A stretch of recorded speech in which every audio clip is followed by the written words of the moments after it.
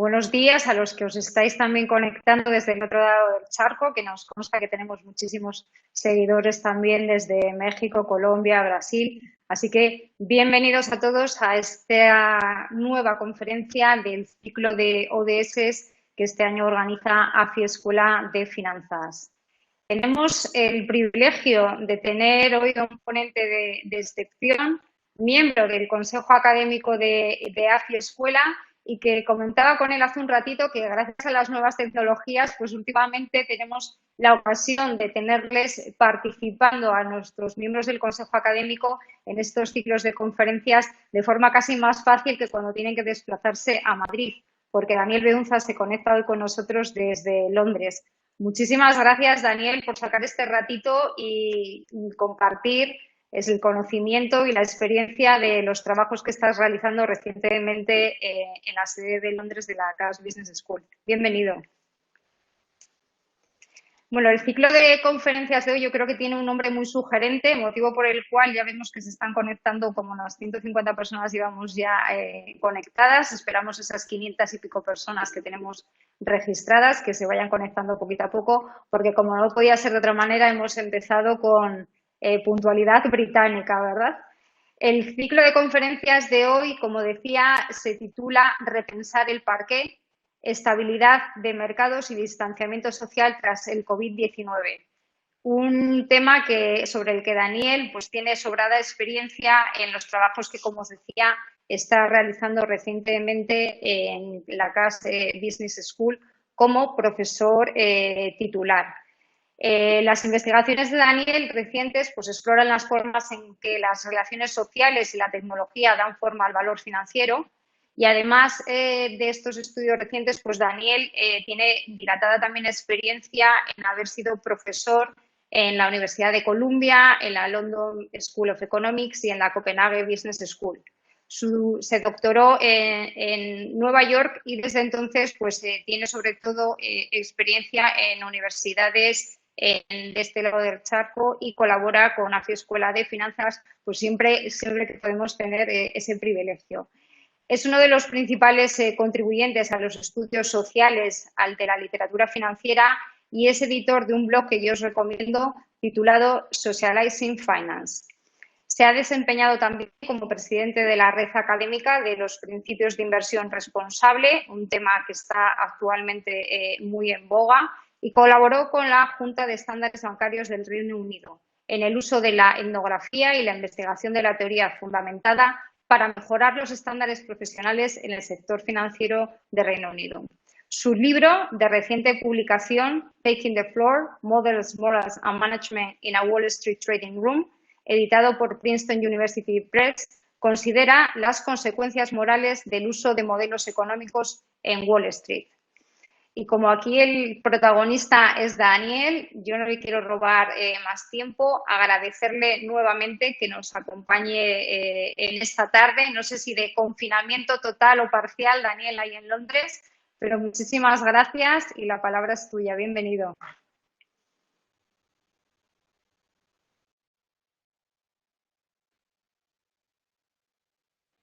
Perdón, ¿se me oye? Y cuando quieras puedes compartir pantalla. Ah, fenomenal. Entonces voy a ver si comparto pantalla. A ver un segundín. Compartir pantalla. Muy bien. Y ahora, fenomenal. Muy bien. ¿Se ve entonces la transparencia en la pantalla compartida? Perfecto. Se ve Vale, fantástico. estupendo. Muy bien. Mónica, pues muchas gracias a ti, Mónica, y a Emilio. Para mí es un auténtico gusto volver a dar una charla en la escuela de AFI, aprovechando esta vez las posibilidades que nos da el uso de la tecnología remota. El título de mi charla es Repensar el parqué, distanciamiento social y estabilidad de mercado tras el COVID. Y algunos de vosotros os estaréis preguntando, a fin de cuentas, ¿qué tienen que ver estos dos factores? Pues bien, esto es lo que espero que quede claro al final de la sesión. La motivación de mi presentación es el debate actual que está habiendo sobre la economía y sobre el papel de los mercados tras la recuperación del COVID.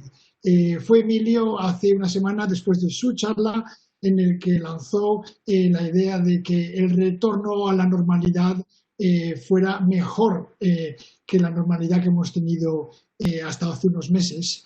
Y esto es sintomático de todas otras muchas debates, discusiones que están teniendo lugar estos días sobre, por ejemplo, si debe la recuperación tener un énfasis de mayor sostenibilidad y con mayor énfasis en la inversión de ESG responsable, o si debe, por contra, la recuperación ir más por el lado social y enfatizar en la S del acrónimo ESG.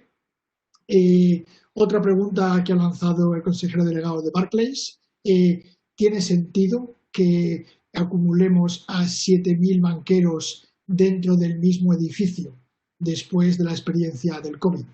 Y más en general, las nuevas teorías que están surgiendo sobre la oficina de los 6 pies de la multinacional Cushman & Wakefield, sobre cómo repensar las oficinas para introducir el distanciamiento social.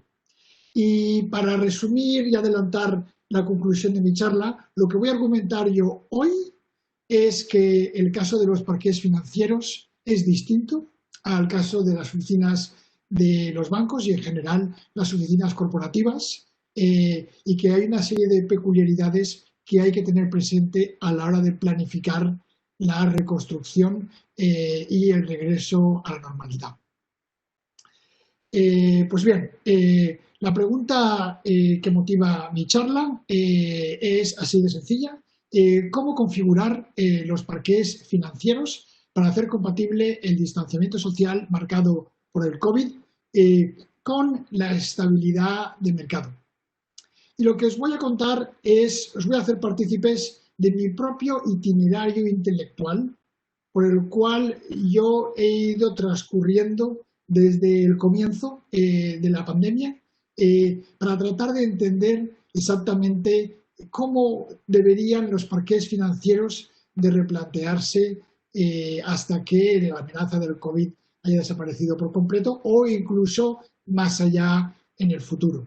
De manera que lo que voy a hacer es, no tengo muchas transparencias, pero lo que voy a hacer es que voy a presentaros una serie de eventos ordenados en el tiempo y la investigación que he estado llevando a cabo con un colaborador que es investigador en la Universidad de Aalto en Helsinki, sobre qué es lo que está pasando en los parques financieros en la City de Londres. Pues bien, para empezar, quisiera mostraros el comienzo mismo de todo el éxodo masivo que tuvo lugar en la City de Londres hacia casa por parte de los bancos. El primero de los bancos en enviar a sus empleados a casa fue HSBC, porque sufrió un desafortunado incidente de COVID en uno de sus pisos y tuvieron que empezar a enviar banqueros a casa. Y eso hablamos ya del 4 de marzo, antes de que se decretase el encierro por nuestro primer ministro Boris Johnson. Pero eso a su vez ya desencadenó el comienzo de toda una serie de iniciativas. El siguiente banco en dar el paso fue JP Morgan, y así otros que fueron gradualmente vaciando todos esos rascacielos que hay al este de la City, en Canary Wharf, donde se acumulan las sedes corporativas de muchos de los grandes bancos. Pues bien, a la vez que empezó a haber este éxodo, empezaron a surgir preguntas en la prensa sobre la bondad de llevar también a los traders a casa. Es decir, una cosa es que los empleados en banca corporativa, en gestión de riesgos y en otra serie de divisiones corporativas bancarias se fueran a trabajar a casa, pero la pregunta que empezaron a lanzar desde la prensa y lo que se estaba comentando en la City era si esto mismo se podía llevar a cabo en los propios parques financieros. La prensa se hizo eco de toda una serie de inquietudes y preocupaciones, como por ejemplo problemas de conectividad, otros problemas de tecnología, la carencia de herramientas tecnológicas y de informáticas con la misma capacidad y efectividad en la casa de los propios traders. Y en el medio de todas estas preguntas e interrogantes abiertos, los propios traders empezaron a recalar en sus casas de la manera que pudieron y en muchos casos con las prisas dictadas por políticas inmediatas por parte del banco o por parte del gobierno. En algunos casos los traders se llevaron el teclado de la terminal de Bloomberg a casa porque sin el teclado es muy difícil manejar bien la terminal. Y gradualmente empezaron a acuñar el acrónimo que ahora ya designa el trabajo desde casa en Twitter, WFH, Working from Home, pero desde el punto de vista de los propios traders empezaron a compartir fotos de los arreglos domésticos que se habían hecho con sus propias terminales. Y lo que os estoy enseñando aquí es una foto de Instagram de uno de esos traders y la forma en la que se había acomodado la terminal desde su casa. Si introducís la palabra clave Rona Rig en Instagram o en Twitter, veréis toda una sucesión de fotografías con el perro al lado del Bloomberg, con el trader en la habitación de su hija pequeña, con la terminal del portátil en el jardín, etcétera, y eran los distintos arreglos que habían hecho los traders y claramente un poco haciéndose chiste de sí mismos y, digamos, admitiendo que esto era un caso de, improvisación, bricolaje y pues mira, mejor tomárselo con humor. Sin embargo, poco a poco empezaron a abundar las preocupaciones y las preguntas lanzadas por parte, de nuevo, de la prensa financiera. El Financial Times, por ejemplo, se hizo eco de la siguiente opinión por parte del gestor de un gran fondo. ¿Cuánto riesgo te sientes cómodo para tomar cuando estás trabajando desde casa?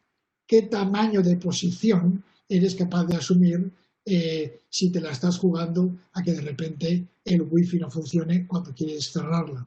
Y lo que afirmaba este entrevistado es que para muchas mesas y muchos gestores de capital la transición al trabajo desde casa iba a crear problemas de liquidez. Pues bien, yo cuando vi este artículo y otros, de repente a mí se me encendieron las alarmas, porque yo, como bien ha dicho Mónica, hace prácticamente unos meses que acababa de publicar mi libro, Taking the Floor, en el que efectivamente hablo de moralidad y hablo de modelos financieros, pero fundamentalmente lo que es el libro es un estudio, yo diría que casi antropológico, sobre qué es lo que pasa en un parqué de derivados en Wall Street. Y os voy a enseñar el parqué concreto al que me estoy refiriendo. Es el parqué de un banco cuyo nombre no revelo, pero que le llamo con un seudónimo, International Securities. Y en este parquet fue donde yo pasé 3 años de mi vida, entre 1999 y el 2003, y lo que hice fue documentar las formas en las cuales las distintas mesas de compraventa propietaria organizaban la valoración, la tecnología y sus rutinas prácticas para conseguir retornos, rendimientos por encima de la tasa media de mercado, al igual que muchos fondos de cobertura, que era la organización más parecida a este parqué concreto. Pues bien, yo concluí esta investigación en el 2003, pasaron los años. En el 2008, en septiembre del 2008, con la terrible corrida bancaria que hubo con la crisis financiera global, a mí se me plantearon todo tipo de preguntas. La gente que yo había entrevistado y con la que yo había compartido ese tiempo de mi vida, a mí me parecía que era trabajadora, ambiciosa, pero no deshonesta. Y comparado con los titulares que habían en la prensa, a mí me creaba una auténtica sorpresa e incapacidad de entender y de conectar cómo la experiencia que yo había tenido se conectaba con todos estos escándalos de la bancarrota de Lehman, la caída de Bear Stearns, etcétera, etcétera. De manera que lo que decidí hacer fue regresar al parqué y relanzar la investigación, pero esta vez para tratar de entender lo que yo había visto a la luz de los escándalos que habían surgido posteriormente y cómo reconciliar moralmente estos inputs tan contradictorios. Ahora bien, mi regreso al parque me permitió también ahondar en la comprensión que yo había desarrollado sobre verdaderamente cuál era, por así decirlo, cuáles eran los ingredientes de la salsa secreta que utilizaba este parqué para acceder a estos rendimientos extraordinarios. Y lo que os voy a enseñar aquí es una transparencia, la que viene ahora, que no es mía, es una transparencia que me facilitó el propio gerente de la sala, que él había elaborado para compartir con sus empleados la visión que él había desarrollado sobre cómo acceder a esos rendimientos extraordinarios.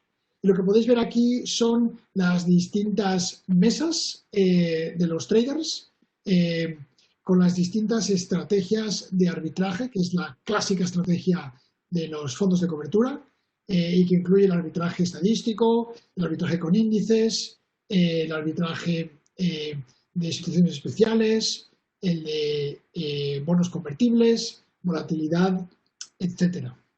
Pero lo que también se puede ver en la transparencia es toda una serie de flechas que salen de una de las mesas, que es la mesa de arbitraje sobre fusiones, y en la que lo que el director de la sala, al que yo llamo Bob, pero no es su nombre real, es el seudónimo, quería capturar con las sinergias que se generan cuando las distintas mesas están operando en un espacio abierto en las que se permite la existencia de pistas sociales, lo que en inglés se llama social cues, y cuando se puede oír lo que están diciendo otros y cuando se puede muy fácilmente uno levantarse, acercarse a la mesa del otro e interrumpir el trabajo del otro, que no es baladí, para preguntar algo que puede ser una tontería o para plantear una pregunta que te puede hacer parecer como que no entiendes bien algo.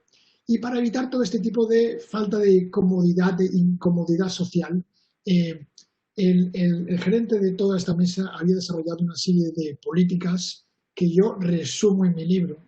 Pero lo que yo quisiera que extrajerais de esta transparencia es que la comunicación rápida en el momento entre muchas mesas distintas es lo que permitía a este parqué acceder a rendimientos extraordinarios, porque ellos se especializaban en situaciones en las cuales había una serie de desconexiones entre distintos mercados y a base de entender qué es lo que estaba pasando, ellos podían llegar a ver que había algunos activos que no estaban bien valorados y incidir sobre eso y extraer de ahí oportunidades de beneficio.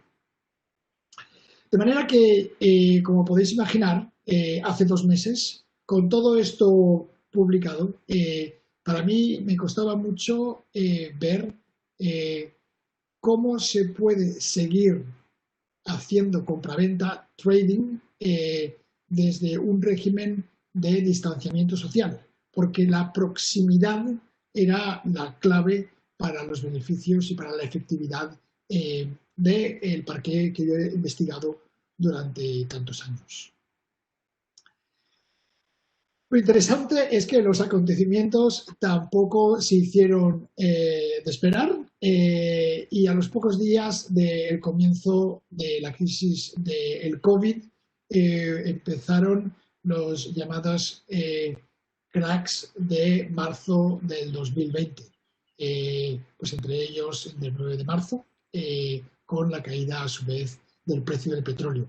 Y lo que se pudo apreciar durante todo el mes de marzo fue una clarísima falta de estabilidad del mercado. El mes de marzo es uno de los meses más volátiles desde hace muchos años. De manera que claramente yo ahí empecé a tener los ingredientes para hacer un estudio más detallado.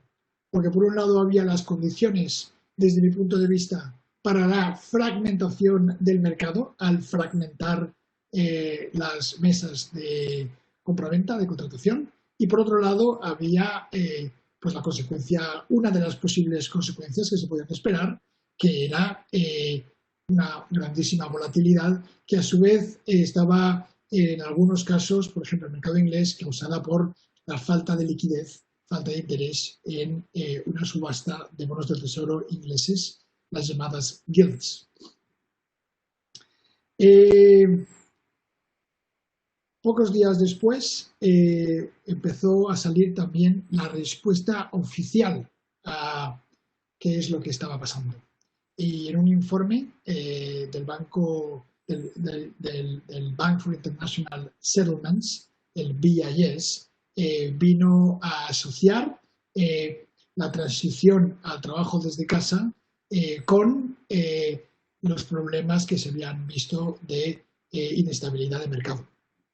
Y en concreto lo que el Bank for International Settlements argumentaba era que la transición a trabajo desde casa creó retrasos en los back office que llevaron a problemas con margin calls, pero también a su vez problemas con los límites internos de riesgo, obviamente motivados porque el banco se sentía con la necesidad de controlar mejor lo que estaba pasando cuando estaban los traders desde casa.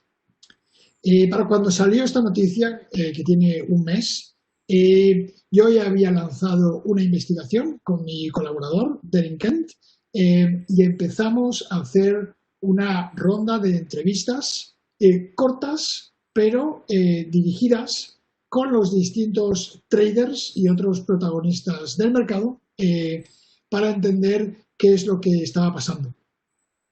Para nuestra sorpresa, lo que empezamos a ver fue un retrato mixto en que había, por un lado, muchos traders que manifestaban que la verdad que les estaba yendo muy bien la transición al trabajo desde casa, que el banco les había puesto una tecnología fantástica, les había puesto incluso el teléfono en torre que les permite tener múltiples líneas a la vez y todas ellas conectadas por internet de ancho de banda.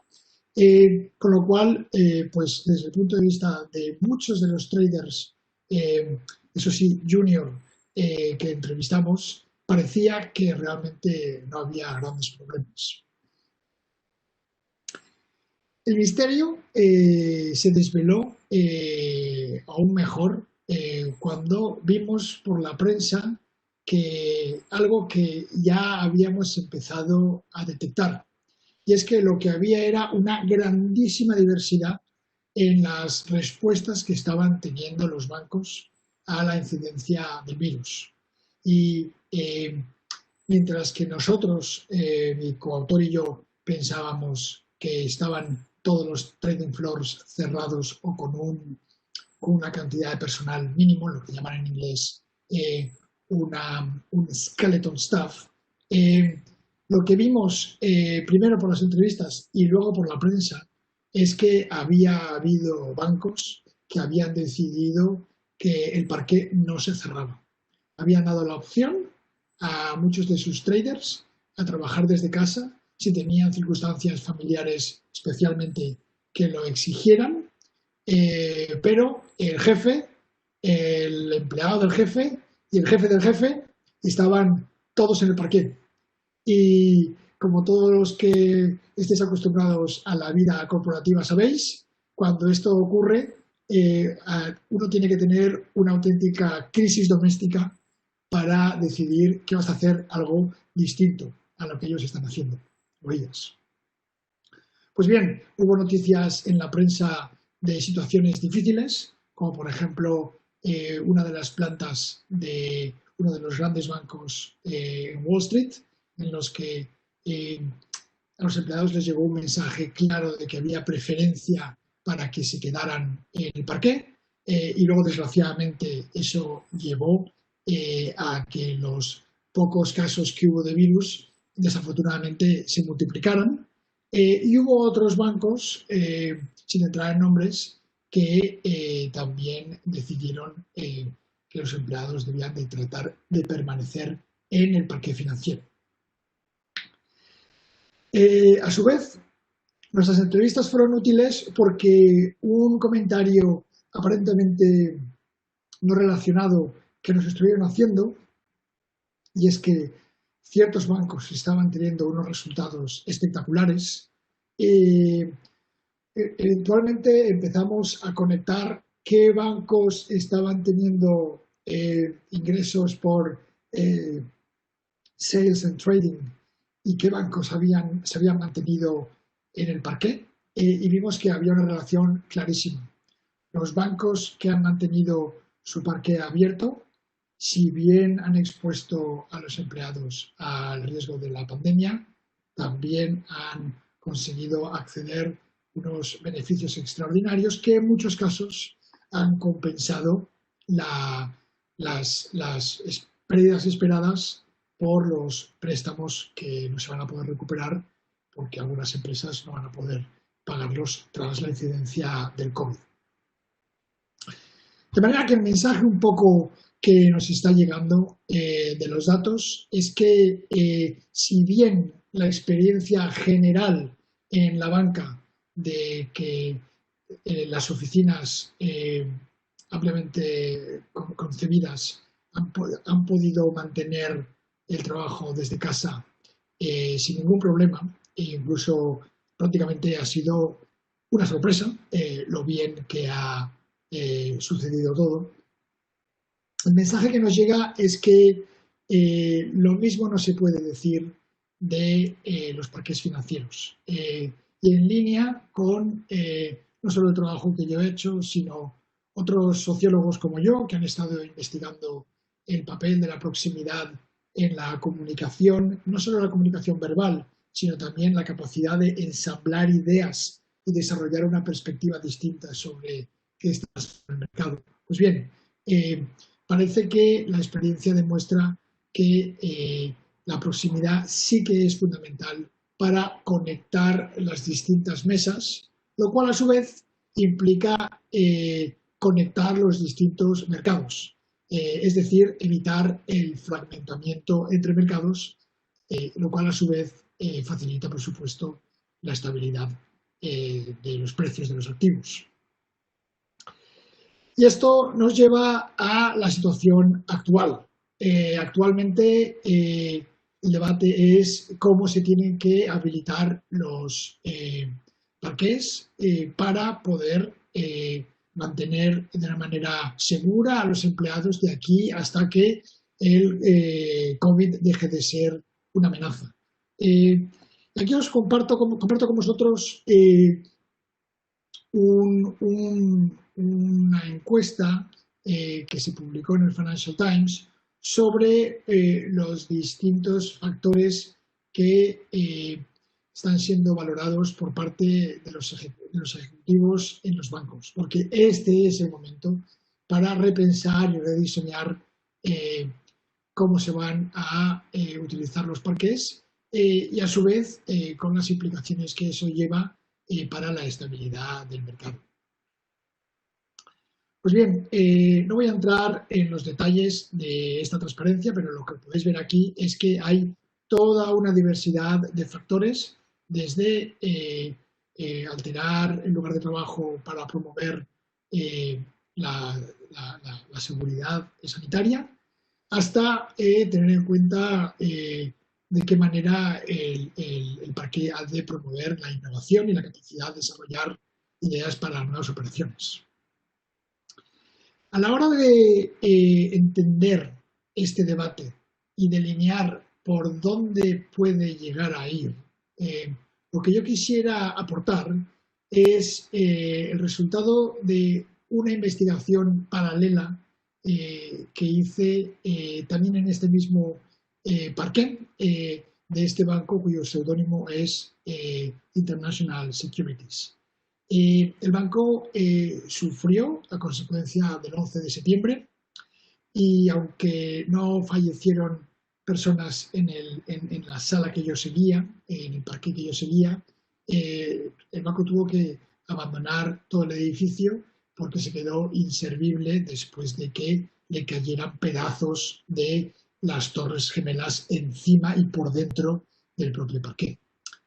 El banco lo que decidió hacer es trasladar parte de los empleados a el sótano de un almacén que tenía el banco en una ubicación suburbana en New Jersey. Y lo que os muestro aquí es el mapa de estos eventos. Lo que se ve aquí a la derecha y arriba en la transparencia es el mapa de Manhattan, y abajo y a la izquierda es New Jersey. Todo el banco, todo el parque se trasladó a New Jersey, pero paradójicamente, y fue capaz de responder a la amenaza del 11 de septiembre, fue capaz de establecer cuáles eran sus posiciones, sus niveles de riesgo y seguir operando para sus clientes, así como para las propias operaciones del banco. Pero, paradójicamente, la amenaza más grande no vino en septiembre, sino que vino en noviembre, cuando la mitad del parque decidió dejar esa sede y exigir al banco que les alquilaran oficinas en Midtown Manhattan, que es la zona más deseable para trabajar en Nueva York. De manera que lo que originalmente era un solo parque se rompió en dos, y obviamente que las sinergias que había del intercambio de información desaparecieron, lo cual a su vez planteó interrogantes fundamentales para la continuidad de ese propio parque y la continuidad profesional del director de la sala, en este caso Mo. ¿Por qué saco este tema a colación? Porque el final de esta historia es un final ni triste ni feliz, sino, por así decirlo, todo lo contrario. 4 meses más tarde,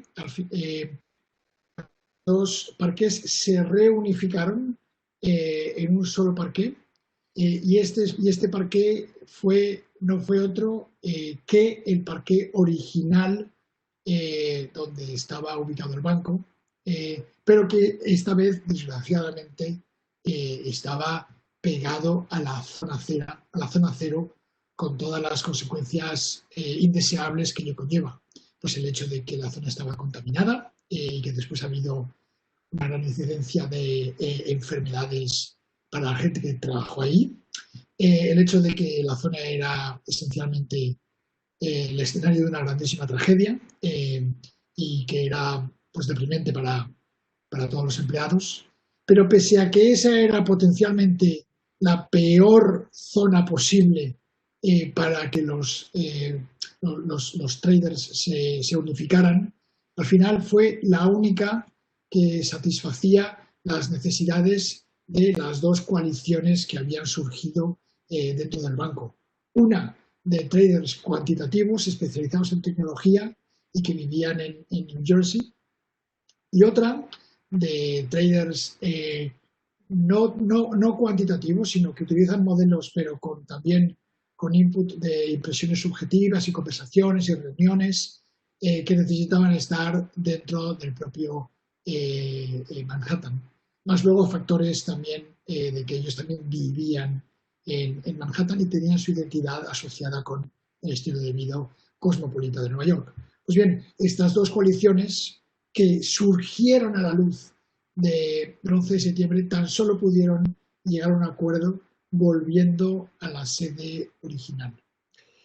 Y ahora con mi colaborador, con Darin Kent, lo que estamos haciendo es trabajando sobre un término que estamos lanzando y que llamamos la política material de la recuperación, y en la que lo que venimos a decir es que cuando las crisis, como es el caso del 11 de septiembre o de otras, como por ejemplo el COVID, afectan a lo que podemos y no podemos hacer, cuando cambia lo que la tecnología nos permite y no nos permite ejecutar en el trabajo, esto cambia y redibuja las coaliciones políticas que subyacen a cualquier tipo de organización. Y si bien un ejemplo de ello es el caso del 11 de septiembre, otro ejemplo, por ejemplo, para hablar sencillamente de mi propio caso, la escuela donde yo doy clase, tradicionalmente, como muchas escuelas de negocios, la línea divisoria está entre el personal más investigador y el personal más docente, que además eso tiene una contrapartida en el propio plano de la escuela. Mucho del investigador está, digamos, hacia el centro del edificio y mucho del personal docente en la periferia. Pero ahora de repente la situación ha cambiado y lo que hay es preocupación por coger o no el transporte público y una serie de discusiones que han tenido lugar en todas las escuelas sobre la conveniencia de dar la docencia online. Y esto ha desdibujado las coaliciones originales entre investigadores y docentes, y ahora ha creado otras que son los académicos que viven en el centro de Londres y a los que no les importa ir andando a la escuela de negocios, y aquellos que viven en la periferia y se resisten a coger el metro, el tren, etcétera, etcétera, para venir a Londres y tener que pasar tiempo y exponerse al virus. De manera que tanto en mi escuela de negocios como en el caso del 11 de septiembre, lo que se observa es que la crisis y sobre todo la incidencia de la crisis en lo que se puede y no se puede hacer redibuja el mapa de las coaliciones políticas que conforman la organización. Y la manera en la que mi colaborador y yo estamos hablando de eso es lanzando el concepto de la política material de la recuperación.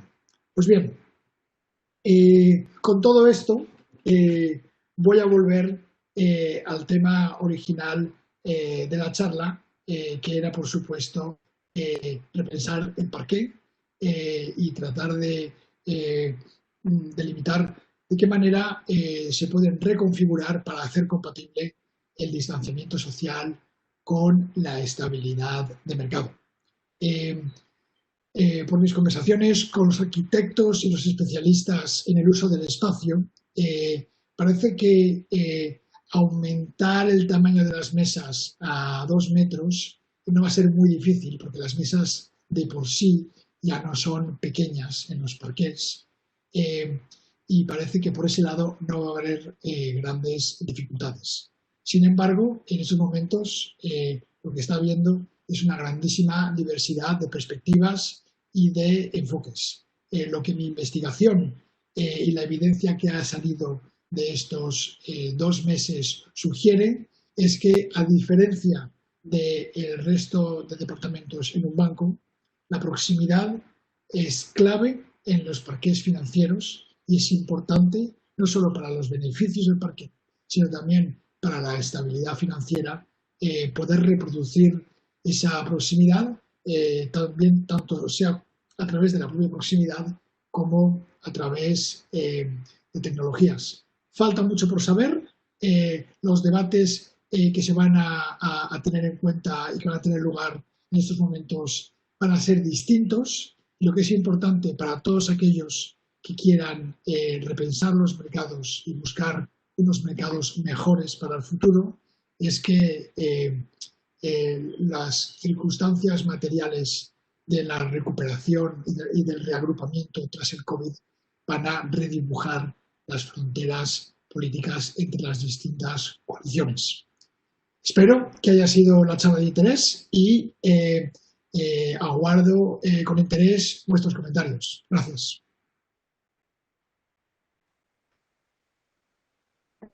Daniel, por esta interesantísima exposición, porque yo creo que, como tú bien comentabas, todas las empresas de todos los sectores ahora mismo están discutiendo, ¿verdad?, en la alta dirección cómo volvemos a la vuelta de verano a organizar el trabajo, cómo volvemos en las universidades, en las escuelas de negocios a organizar la educación que hasta ahora era presencial.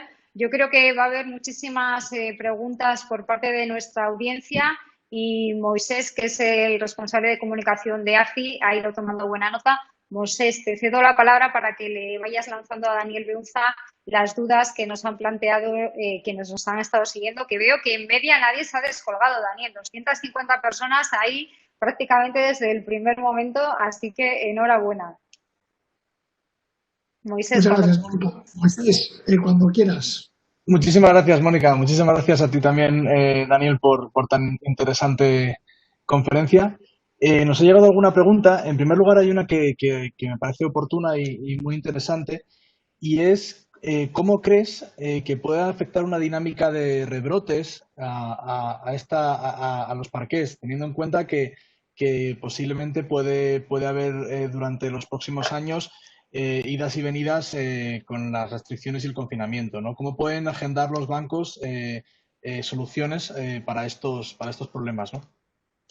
Los rebrotes son una causa de incertidumbre grandísima y ayer mismo la prensa se hacía eco de toda una serie de empresas, desde la restauración, el sector servicios, pequeñas que estaban tratando de retrasar en la medida de lo posible la reincorporación tras el COVID, porque verdaderamente un rebrote introduce una incertidumbre radical.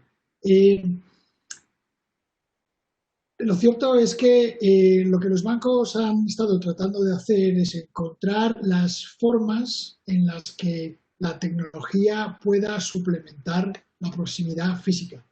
Y esto es cierto que en el caso de muchas mesas se ha logrado hacer. En concreto, en base a las investigaciones que yo he estado haciendo y las entrevistas que he hecho a distintos traders, los traders de productos más matemáticos, por ejemplo, productos estructurados, ya llevan una tradición de utilizar la tecnología para la comunicación habitual. De manera que incluso estando toda la mesa sentados alrededor unos de otros, muchas veces los componentes de la mesa se comunican unos a otros por el chat de Bloomberg o el chat de Symphony que crearon los bancos para evitar el monopolio del chat de Bloomberg. Entonces, a base de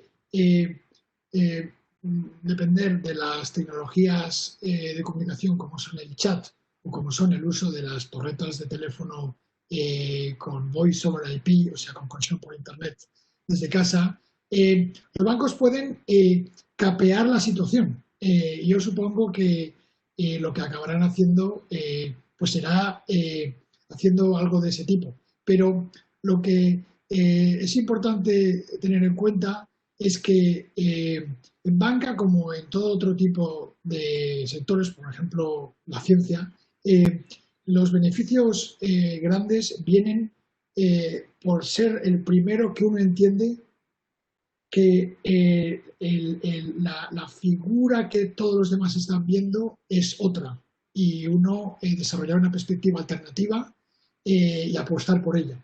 Y ese proceso por el cual una institución financiera entiende que tenemos una visión única del mercado y que todos los demás están equivocados, es muy difícil que desde casa los traders la puedan desarrollar. De manera que si viene un rebrote, se puede continuar, pero lo que será muy difícil será pues tener resultados estelares. Muchísimas gracias, Daniel. Nos llega otra pregunta desde México. Jorge Alejandro Razo te comenta textualmente, en México estamos viviendo un contraste de posiciones en universidades y bancos donde las generaciones recientes están a favor de seguir trabajando a distancia después del confinamiento. Sin embargo, las generaciones de personas con más edad tienen una mayor resistencia a estos procesos. En tu visión, ¿esto será un tema de discusión y habrá un cambio finalmente o cree que se impondrá la visión de regresar a un estatus previo tal y como ocurría en el ejemplo que ponías de Nueva York? Es muy interesante la pregunta. Y hay toda una literatura en el campo del management y la teoría de organizaciones sobre cómo las organizaciones se enfrentan a la recuperación, ¿no? tras una crisis. Y lo que la evidencia demuestra, hay un estudio de Meyer en los años 80 al respecto, lo que la evidencia demuestra es que la forma de pensar determina cómo distintas organizaciones se enfrentan a la misma crisis. De manera que eso está pasando a todos los niveles. Y en los propios bancos yo he visto que si bien los bancos americanos son los que han decidido mantener a los traders en el parqué, lo que se comenta en Londres es que los bancos europeos pues enviaron a los empleados a casa.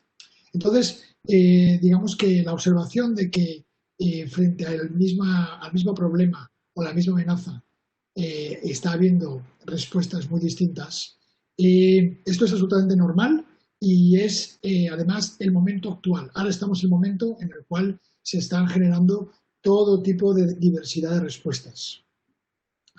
Lo que habitualmente sucede es que pasados unos meses algunas respuestas demuestran que han funcionado y otras demuestran que no han funcionado.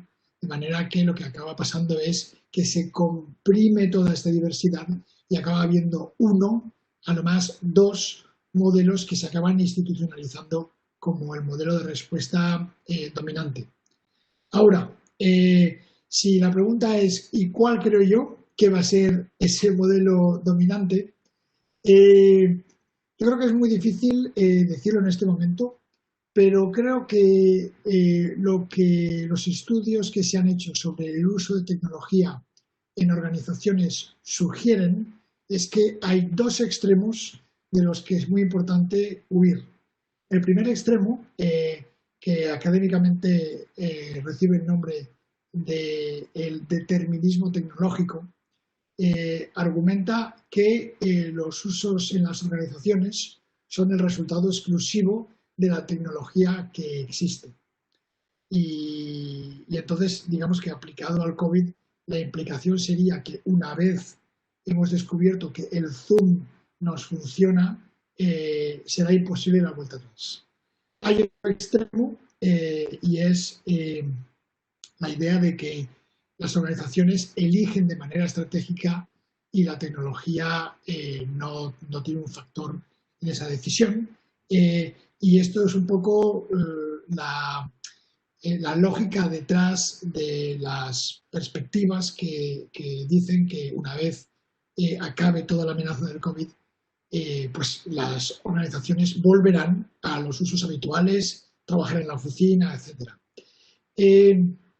Yo creo que ninguno de estos dos extremos es atractivo ni desde el punto de vista teórico ni en el caso concreto del COVID, sino que lo que acabaremos teniendo es un modelo híbrido. Ahora, la pregunta es, ¿y cuál va a ser este modelo híbrido?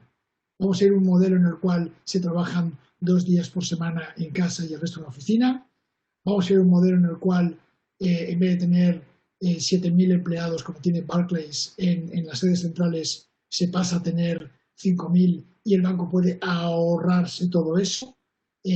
Vamos a ir a un modelo en el cual el que está en casa es el consejero delegado y no hay ninguna relación entre el estatus y estar en casa o de trabajo, o por contra, un modelo en el cual el que está en casa es el empleado de bajo nivel que hace operaciones en el back office y que al principio trabajará desde casa y después se cerrará el puesto y se llevará a la India, ¿no? Pues eso yo creo que está aún por esclarecer y yo precisamente en lo que estoy ahora metido es en seguir en la medida que estoy pudiendo las discusiones y debates que están teniendo lugar y organizando un evento en el Centro del Estudio del Riesgo Sistémico en la London School of Economics, donde sigo afiliado como investigador, en el que vamos a ir debatiendo esto durante el mes de julio. Aquí estáis todos invitados, por supuesto. Pero de manera que me parece que es un debate fundamental, muy interesante y que para nada está aún resuelto. Muchas gracias, Daniel. Nos llegan un par de preguntas más que voy a intentar aunar en una, porque creo que están relacionadas y además guardan relación con esta hibridación de la que estabas hablando en términos de perfiles. Nos preguntan en primer término si crees que, dado que el éxito de los parqués dependen de la rapidez de ejecución, si crees que hay riesgo de que terminemos con menos traders en los recintos y con un mercado a dos velocidades, con los que participan desde casa tomando una función más secundaria. Y un poco a colación también con esta pregunta hay una segunda que dice que si la adaptación de los sistemas mixtos crees que implicará una ralentización en todos los procesos o en algunos procesos derivados digamos, de este paradigma nuevo que tenemos, ¿no? En relación a la velocidad, ambas preguntas, Moisés, son muy acertadas. En relación a la velocidad, yo lo que veo es que la velocidad, al igual que las peculiaridades del formato híbrido que se acabe adoptando, de nuevo, el resultado será muy distinto en distintas organizaciones. Una de las sorpresas más grandes que yo he tenido en estas conversaciones que he estado teniendo con distintos traders en Londres es que frente a la misma amenaza, la del COVID, los traders que están en bancos que se consideran a sí mismos líderes y los traders que tienen una sensación subjetiva de, bueno, pues de ser afortunados en su profesión y en el banco al que pertenecen, muchas veces a su vez también estaban encantados con la respuesta que el banco estaba dando al COVID y habían disfrutado de la última tecnología que el banco les había introducido, les había enviado a casa. Mientras que a su vez los banqueros y los traders de bancos en los que ya de antes del COVID había pues descontento y una identificación limitada con la organización, el COVID está acabando siendo un problema más. De manera que yo creo que la idea de las dos velocidades es absolutamente cierta, pero no solo en términos de rapidez, sino en general en términos de beneficios y desempeño organizativo. Muchísimas gracias, Daniel. Son -5, tenemos tiempo para una pregunta más, si os parece bien, y justo acaba de llegar una. José Carlos de los Riscos pregunta ¿qué riesgo hay de que esta crisis acelere la sustitución de los traders por algoritmos de inteligencia artificial y machine learning? Claro, esto es una pregunta muy pertinente, ¿no? Porque hemos visto que la respuesta que ha dado bueno, pues, las empresas al COVID ha sido la tecnología, con lo cual, ¿por qué no que los algoritmos sean los que sustituyen a las personas? La paradoja de la tecnología es que si bien desde mitad de la década del año 2000 estaba perfilándose como la gran alternativa a los parqués, y en concreto me estoy refiriendo al crecimiento brutal del trading de alta frecuencia, ¿no? del HFT, ¿no? El High Frequency Trading.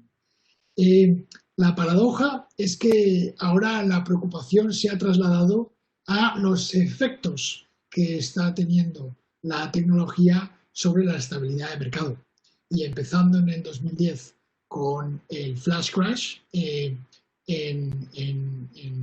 Estados Unidos, ha estado habiendo toda una sucesión de lo que se llaman liquidity events o flash liquidity events, que son situaciones en las cuales se genera una pronunciada caída de precios motivada por factores internos a la compraventa algorítmica. De manera que en la medida en la cual los algoritmos estén reemplazando a las personas en el retorno al trabajo tras el COVID, yo creo que los reguladores y los que participan en el mercado tienen que estar al tanto de posibles aumentos en la inestabilidad del mercado. Muchísimas gracias, Daniel. Pues dicho esto, Mónica, te cedo la palabra si quieres para despedir la sesión. Muchas gracias a todos los asistentes. Mónica, cuando quieras. Gracias, Moisés, por las preguntas y muchísimas gracias a todos los que habéis participado. Me vais a permitir que desde aquí le mandemos un abrazo muy fuerte a toda la gente que se ha conectado desde México, todo nuestro cariño y nuestro apoyo. Lamentablemente yo hace 3 años viví el gran terremoto del 2017 allí y esta semana pues otra vez nos ha vuelto a dar la tierra otro susto. Por suerte no ha sido tan grave en cuanto a víctimas, pero eso sumado a las circunstancias del COVID, como me decía mi equipo de México, Mónica, haber tenido que salir corriendo y no olvidarte la mascarilla ha sido el gran reto. Así que un abrazo muy fuerte a todos los que nos seguís desde México. Muchísimas gracias, Daniel. Oye, podríamos estar horas hablando, ¿verdad?, de estos temas. Qué interesante esta última derivada de lo que son los algoritmos, ¿verdad?, sustituyendo a las personas en los parques. Bueno, yo me quedo con un mensaje muy positivo y es que todavía los humanos somos capaces de ser más rentables, ¿verdad?, y sacarle algunos pipos más de rentabilidad al mercado. Muchísimas gracias a todos por vuestra participación. Daniel, espero verte muy pronto por Madrid. Espero que hayas disfrutado con las preguntas esta tarde y un muy buen día. Muchas gracias a ti, Mónica, y a todos los asistentes. Gracias a todos.